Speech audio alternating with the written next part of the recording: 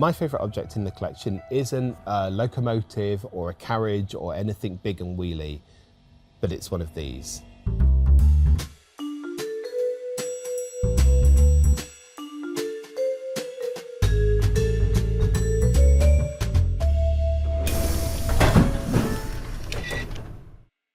Welcome back to Off the Rails. I'm Oli Betts, and to be honest, I'm in my happy place. I'm surrounded by weird and macabre Victorian objects from the collection, and I'm going to tell you about railway accidents and the very strange souvenirs the Victorian people made from them. From the 1850s, which is I think as early as we can talk about the railway network in Britain being a whole network, there were major railway accidents.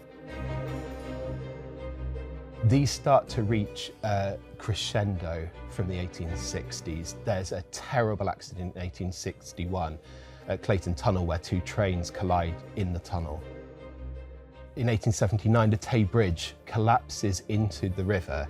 Witnesses report watching the sort of stream of lights just vanish into the darkness. Queen Victoria had travelled across the bridge mere months before. In 1865, Charles Dickens is involved in the Staplehurst accident. He's never really the same again. It takes him about a year to be able to write without his hands shaking with the sort of stress of the memory of being in this accident, in which he's almost killed and nearly loses the manuscript for Our Mutual Friend. There are driver errors, there are mechanical problems, there are signal failures, and more trauma described in vivid, often quite gruesome detail in the newspapers and picked up by the newly sort of formed photographic press that is developing at the time as well. Local photographers would rush to the scene, and as soon as the bodies were cleared, they would take copious photographs of railway accidents, which were then speedily sold to the press or printed up in studios and sold as postcards and visiting cards and curios that people could collect. The satirical magazine Punch suggests that railway directors be strapped to the front of locomotives every time they leave a station. Maybe this, they argued, would make them take the problem seriously. Parliament, which at the time doesn't really like to regulate anything in Victorian Britain, is roused to action. Get these things under control, they tell the railway companies, or we will get them under control. But the accidents continue well into the 20th century. And what I want to talk to you about today is what that can tell us about how Victorian people understood this huge technological change that was happening around them and why they decided to turn that obsession into these weird little curios.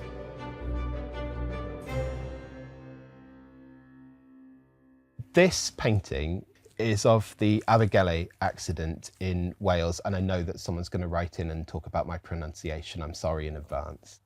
This accident happened in 1868. The Irish mail train on its way from Euston to the ferry at Holyhead, taking passengers and post for that ferry connection over to Ireland, is slowly delayed on its journey, and it ends up coming into the sort of region around Abergele in Wales about the same time that a paraffin train is being brought through the sort of local station.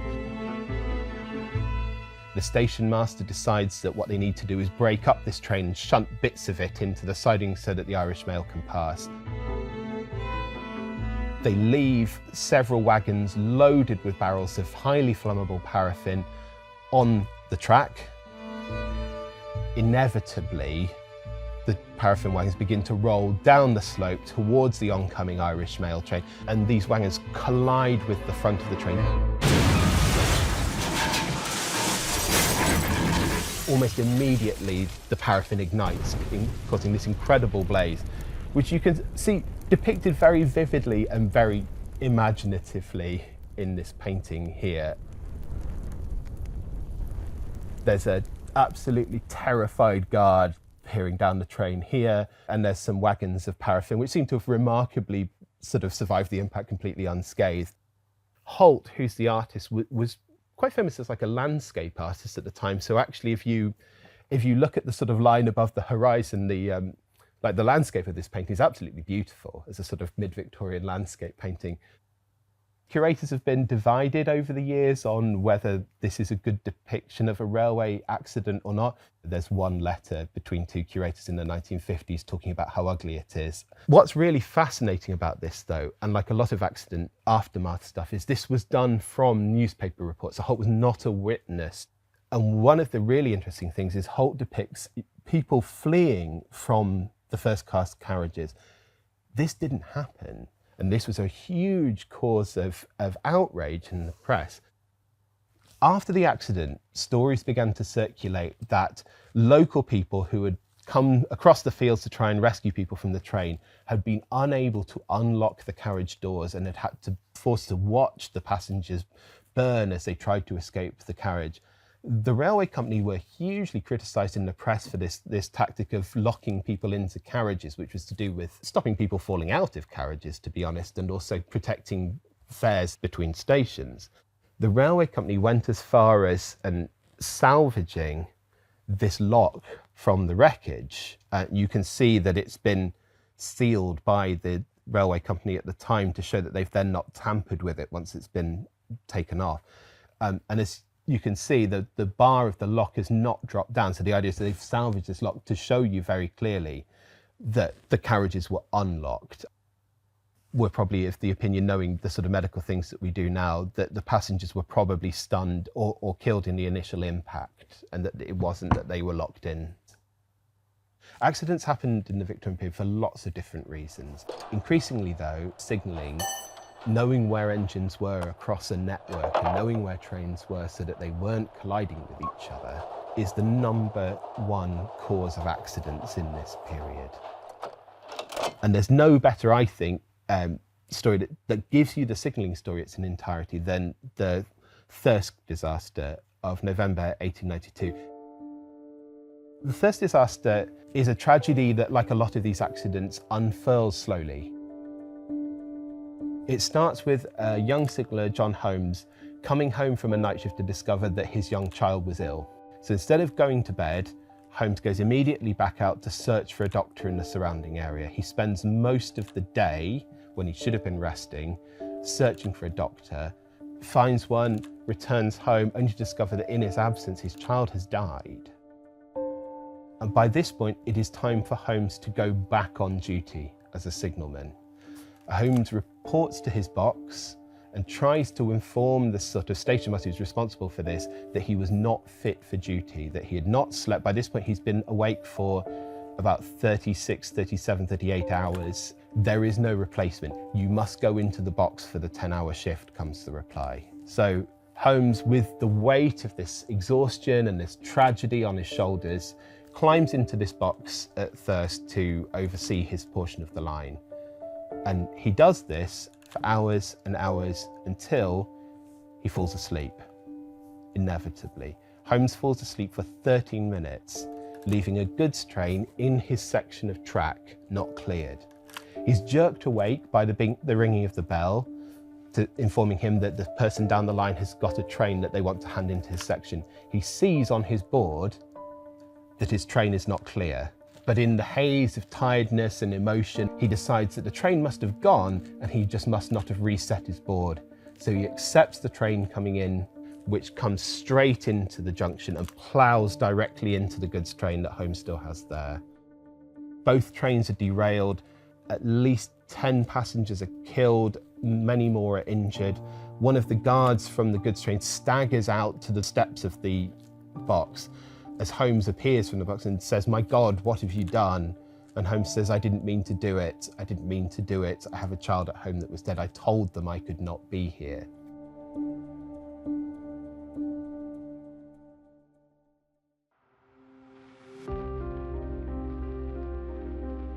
Holmes is brought to trial in York, the local town for the sort of court assizes. Once the trial starts, however, very quickly it becomes the railway company itself that's on trial.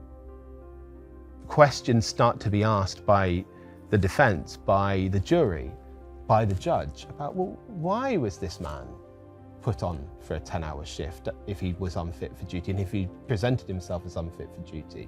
Why was there not a replacement available. It turns out for the 300, 400 signallers that the North Eastern Railway is operating in the area, there is less than half a dozen active replacement signallers, all of whom had already been rostered on to the system that day. So Holmes is found guilty of manslaughter, he has to be. But the judge gives him a condition called absolute discharge, which is not, I think, used as much today legally, which means that there will be no punishment. This is greeted with huge approval by the public, who carry Holmes partly through the streets of York in celebration of this at the end of the trial. So it's a really complicated sort of story where people are terrified of accidents, but at the same time are very conscious of the human fallibilities that go into making those accidents happen in this sort of new industrial age. One of the really weird things is that people collected souvenirs from these accidents. So possibly my favourite object in the collection is this shoehorn. It's lovely and it's brass, and as you can see it's inscribed, just in case you were any doubts, the Thirsk disaster, November the 2nd, 1892, and then the engine number. Why the engine number? Because this was actually part of the engine. It was part of the brass fitting around the window of the driver's cab, which was pulled off by a random person who appeared at the accident scene and decided to then turn it into a shoehorn. Your guess is entirely as good as mine as to why that happened. This is not the only macabre souvenir in our collection, actually, far from it. This lovely coat hook was also from the Thirsk accident. The lovely sort of lacquered wood is from one of the carriages that was called India, that's why it says India at the top. And I feel like this coat hook itself was probably part of the carriage that was again absconded with at the accident scene. Someone on the back has made a note of the accident, although they've called it Manor House sidings, and noted it happened at 4:20 in the morning of November the 2nd, 1892, just in case you were in any doubt about where this provenance was from. I could have pulled out hundreds of them, but I've pulled out one particularly good example to show you, which is this paper knife, a letter opener made from wood of a carriage, splintered in a terrible accident in which people died on the Midland Railway, and just on someone's desk to open their letters in the morning. We think a lot about the Victorians, and a lot of what we think about the Victorians is very wrong. We talk a lot about stiff upper lips and sort of Victorian difficult sensibilities. The Victorians are incredibly emotional people. Dealing with accident aftermath was something that really tapped into a culture of mourning and emotional sensitivity that the Victorians really embraced. Some of these souvenir objects will have been what were called memento mori. Others of them, though, are collected, I think, as witnesses. I was there. I saw this thing happen. I saw this a massive machine that you see going through our town or our village or puffing along in the background. I saw it smashed to pieces on the line outside, and it was incredible in this new technological age. These are sort of moments frozen in time where people are trying to sort of come to terms with this new, like terrible, terrifying, exciting industrial world that they live in, of rapid transport and potentially huge, fast, deadly whirring machines that could send one spinning off into oblivion. So they are weird, but there's a sort of incredible depth to their weirdness. I always struggle with how to round off a piece about railway accidents. I'd love to be able to say, and it's a thing that we don't have anymore. And tragically, if you know your rails, you know that there are railway accidents in Britain and railway accidents around the world. We still collect around railway accidents. I think we're very clear that we think it's an important story to tell. We don't collect paintings and horrible souvenirs anymore, but we do collect more recent things. So the Great Heck accident in the 1990s, we have the books of condolences that were set up. We have a lot of the memorials for the Hatfield disaster and Potter's Bar. And we know that preserving those means a lot to the families of the workers and the passengers affected by those terrible accidents. But we also know that it's important to situate it within this bigger context of how over 200 years British society has sort of wrestled with coming to terms with this new, exciting, but potentially deadly technology which has changed all of our lives.